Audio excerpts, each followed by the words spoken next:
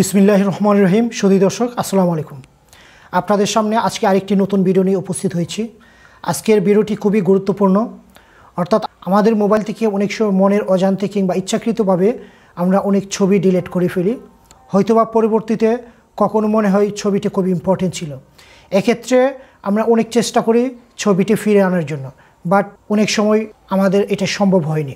So আজকে কিভাবে আমাদের ডিলিট হয়ে যাওয়া ছবিটা ফিরে আনবো, অর্থাৎ রিকভার করব, সেই বিষয়টি আজকের ভিডিওতে দেখাবো। তাহলে সঙ্গে থাকুন।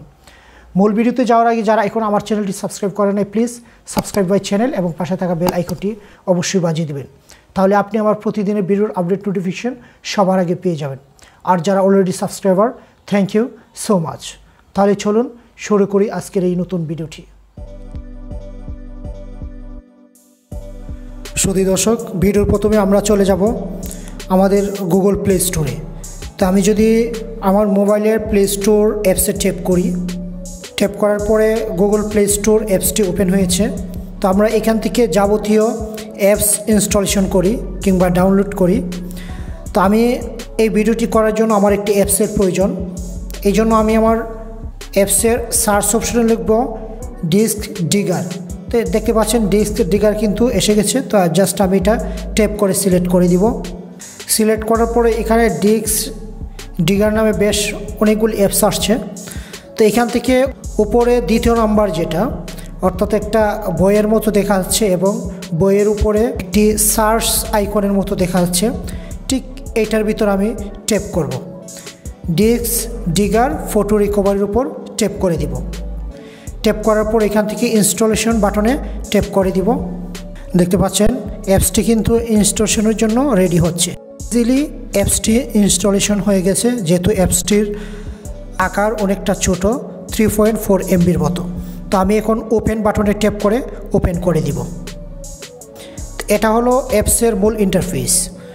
তো এখন আমরা যে কাজটি করব, উপরে দেখতে পাচ্ছেন স্টার্ট বেসিক ফটো স্ক্যান, এটার উপর আমরা ট্যাপ করব।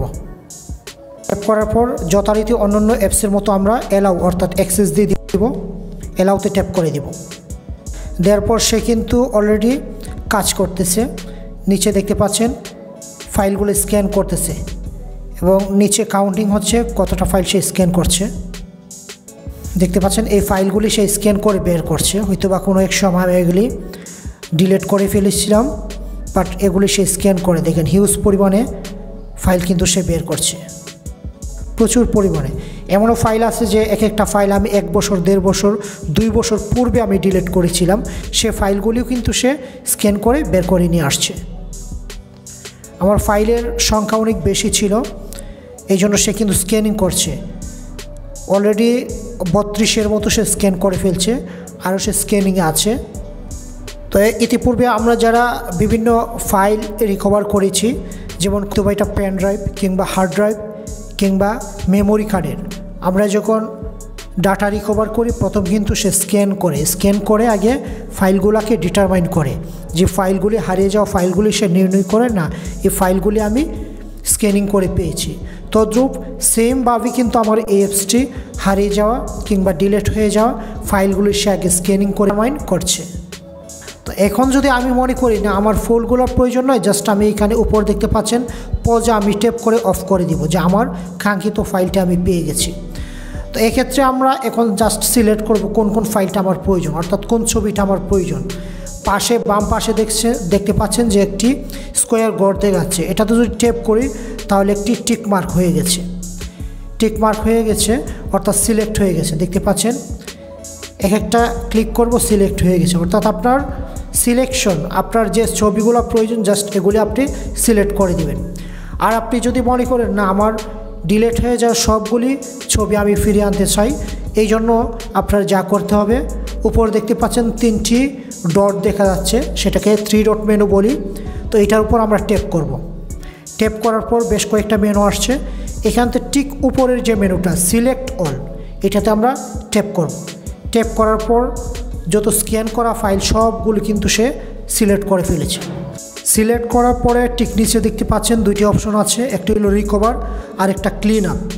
ক্লিন আপে আপনি যদি ক্লিক করেন তাহলে সবগুলি ফাইল বেনিশ হয়ে যাবে। আর রিকভারে যখন ক্লিক করব তখন আমার সবগুলো ফাইল রিট্রিভ অর্থাৎ পুনরায় আমি ফিরে পাবো। তা আমি রিকভারে ট্যাপ করলাম। রিকভারে ট্যাপ করার পরে এখানে আবার 3টি অপশন আছে। How would you like to recover this file, অর্থাৎ আমি এই ফাইলগুলি কোথায় রাখতে চাই।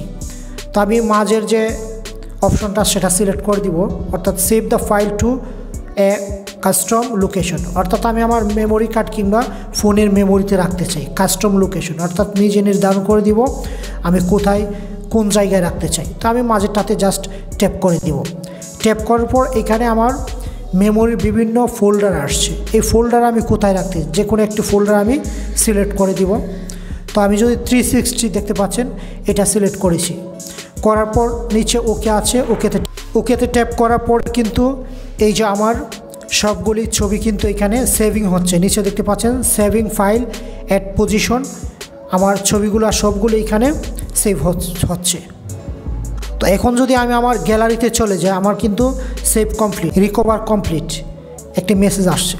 এখানে গেট ডিস্ক বিগার প্রো নামে একটি মেসেজ আসছে, অর্থাৎ আমরা যে অ্যাপসটি ইউজ করছি সেটা হলো ফ্রি ভার্সন। বলছে যে আপনার এই ফ্রি ভার্সনটাকে যদি আপনি প্রো অর্থাৎ প্রফেশন ভার্সন পেইং অর্থাৎ টাকা দিয়ে আমরা কিনতে চাই, তাহলে আপগ্রেড টু প্রোতে ক্লিক করলে কিন্তু সেটা আমরা পারচেস করতে পারবো পে করে। তো আমার পের প্রয়োজন নাই, আমরা জাস্ট নো থ্যাঙ্কসে ট্যাপ করে ওকে করে দিব।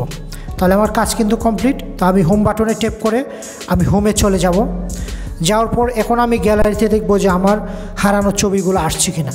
দেখতে পাচ্ছি গ্যালারিতে ট্যাপ করার পর কিন্তু আমি আমার সব ডিলিট হয়ে যাওয়া ছবি কিন্তু আবার ফিরে পেয়েছি। আশা করি আপনারা আপনাদের ডিলিট হয়ে যাওয়া ছবি এরকমভাবে ফিরিয়ে আনতে পারবেন। আশা করি ভিডিওটি আপনাদের জন্য খুবই হেল্পফুল হবে এবং উপকারে আসবে। যদি আমার ভিডিওটি আপনার বাস্তবে উপকারে আসে এবং সামান্যতম উপকৃত হয়ে থাকেন, তাহলে আপনি আমার চ্যানেলটি সাবস্ক্রাইব করে নেবেন। তাছাড়া আপনি আমার চ্যানেলটি ভিজিট করে দেখতে পারেন, এখানে টেক রিলেটেড যাবতীয় ভিডিও এবং অ্যান্ড্রয়েড সেটিংস, টিপস অ্যান্ড ট্রিক্সের সকল ভিডিও পেয়ে যাবেন। আবারও নতুন কোনো ভিডিও নিয়ে আপনাদের সামনে কথা হবে। ততক্ষণ ভালো থাকবেন। আজকে এখানে শেষ করছি। আল্লাহ হাফেজ।